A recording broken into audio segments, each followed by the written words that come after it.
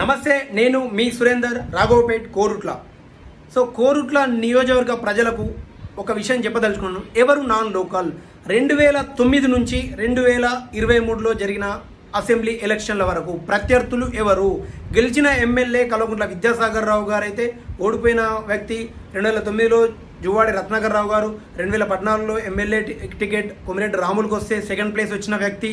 Auto గుర్తు జువ్వాడి నరసింహరావు గారు. 2018లో జువ్వాడి నరసింహరావు గారు. 2023లో కూడా జువ్వాడి నరసింహరావు గారు.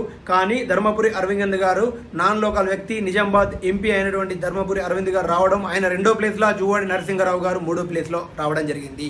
కల్వకుంట్ల సంజయ్ కుమార్ గారికి, కల్వకుంట్ల విద్యాసాగర్ రావు గారికి, అలాగే కోరుట్ల నియోజకవర్గ బీఆర్ఎస్ నాయకులకు ఒక విషయం చెప్పదలుచుకున్నారు.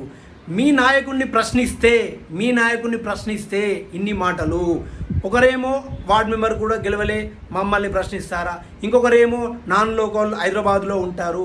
నేను అడగదలుచుకున్నా, ఓడితే కదా తెలిసేది మీ నాయకుడు కల్వకుంట్ల సంజయ్ కుమార్ గారు హైదరాబాద్లో ఉంటారా, అందుబాటులో ఉంటారా అని చెప్పేసి నేను చెప్పదలుచుకున్నాను. కాబట్టి ప్రశ్నించకూడదు. ప్రశ్నించాలంటే వ్యక్తి హైదరాబాద్లో ఉండొద్దు, రావుపేటలో ఉండాలి, మల్లాపూర్లో ఉండాలి, కొరుట్లలో ఉండాలి అని చెప్పేసి మీరు మాట్లాడతారు. మరి మీ నాయకుడు ఎక్కడున్నాడు? మీ నాయకుడు ఎక్కడ ఉండి ఆయన బిజినెస్లు కానీ ఆయన సంబంధించిన కార్యాచరణ చేసుకుంటున్నాడు? ఇప్పుడు ఎన్ని రోజులు మన కోరుట్ల నియోజకవర్గ ఎమ్మెల్యే కల్వకుంట్ల సంజయ్ కుమార్ గారు ఎన్ని రోజులు కోరుట్ల నియోజకవర్గంలో ఉంటున్నారు? ఇంత ఆసానం ఎందుకు? 5 సార్లు కదా మీరు అంటున్నారు కదా, 4 సార్లు తండ్రి గారు కల్వకుంట్ల విద్యాసాగర్ రావు గెలిచారు, ఒక్కసారి ఈయన గెలిచాడని చెప్పి 5 సార్లు గెలిచిన మీకు, 10 సంవత్సరాలు అధికారంలో ఉన్న మీకు ఇంత అసహనం ఎందుకు? మేము ప్రతిపక్షంలో ఉన్న, అధికారంలో ఉన్న ఇదే ఓపికగా, ఇదే ఒద్దికగా ఉంటాము. సో కాబట్టి ప్రశ్నిస్తున్నాం, పోరాడుతున్నాం, ఇట్లనే ఉంటాం. మీరు దాంట్లో కోరుట్ల నియోజకవర్గంలో అల్లర్లు చేస్తురని, ఇంకోటి చేస్తురని ఏది లేదు. మీరు చేసిన అరాచకాలు 10 సంవత్సరంలో చాలా ఉన్నాయి.